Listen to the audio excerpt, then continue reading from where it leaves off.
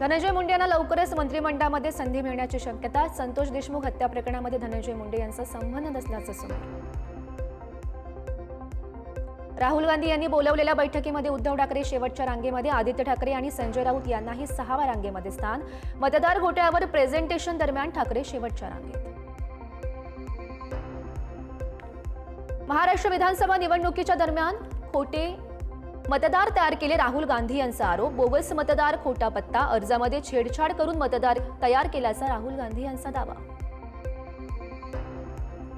आयोग CCTV footage, electronic data का देत नाही? निवडणूक आयोगानं विश्वासार्हता गमावली. निवडणूक आयोग भाजपला मदत करते, राहुल गांधी यांचा आरोप. महाराष्ट्रामध्ये 40 लाख संशयित मतदार आहेत. राज्यात 5 महिन्यात 5 वर्षांपेक्षा जास्त मतदार वाढले, राहुल गांधींचा दावा. राहुल गांधींना निवडणूक आयोगाकडून भेटीचं निमंत्रण. आज दुपारी 1 ते 3च्या दरम्यान भेटीची दिली वेळ. तर महाराष्ट्र निवडणूक आयोगाकडून राहुल गांधींना शपथपत्र देण्याचे निर्देश. राहुल गांधींच्या आरोपानंतर आज अधिवेशनामध्ये सत्ताधारी आणि विरोधक आमने-सामने येणार. आरोपावर सत्ताधारी आक्रमक होण्याची शक्यता.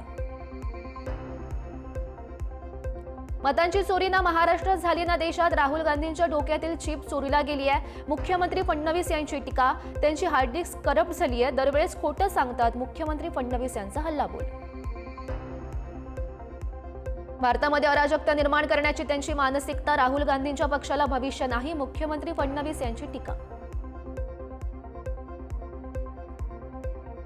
राहुल गांधींची पराभव झाल्यानंतरची मुजोरी. पराभूत झाल्यावर तुम्ही रडाल हे माहिती होतं. निवडणूक आयोगानं मतदार यादी घोषित केली तेव्हा आक्षेप का घेतला नाही? आशिष शेलार यांचा सवाल.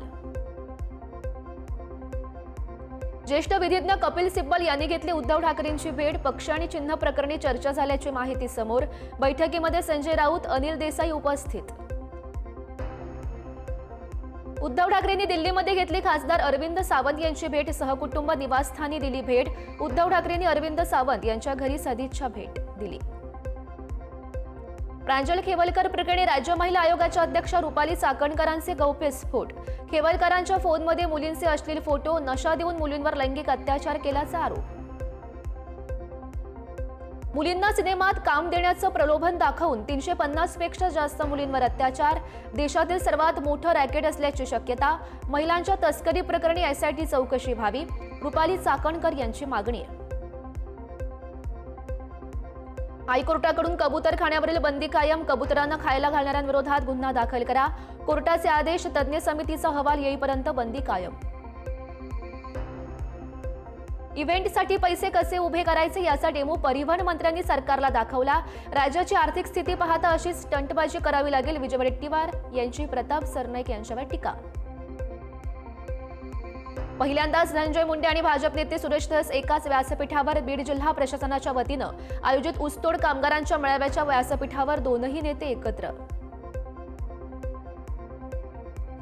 महायुती सरकार 15 वर्ष टिकणार. महसूल मंत्री चंद्रशेखर बावनकुळे यांचा विश्वास. आमच्यात बिघाड नाहीत, मतभेद नाहीत. फडणवीस यांच्या नेतृत्वात महायुती सरकार टिकणार, बावनकुळेंचं वक्तव्य.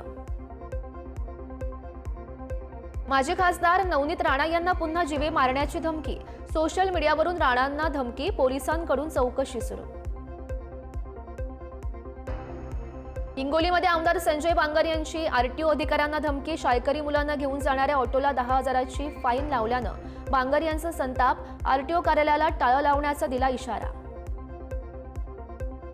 विधान भवनातही फेस रेकग्निशन सिस्टीम बसवण्याची शक्यता. फेस रेकग्निशन सिस्टीम बसवली जाऊ शकते का याबाबत सुरक्षा यंत्रणा अहवाल सादर करणार. लंडनवरून आणलेली शिवकालीन वाघनखं आणि शिवकालीन शस्त्राच्या प्रदर्शनाची मोहन भागवत यांच्याकडून पाहणी. नागपुरातील मध्यवर्ती संग्रहालयात केलं जातंय वाघनखांचं जतन.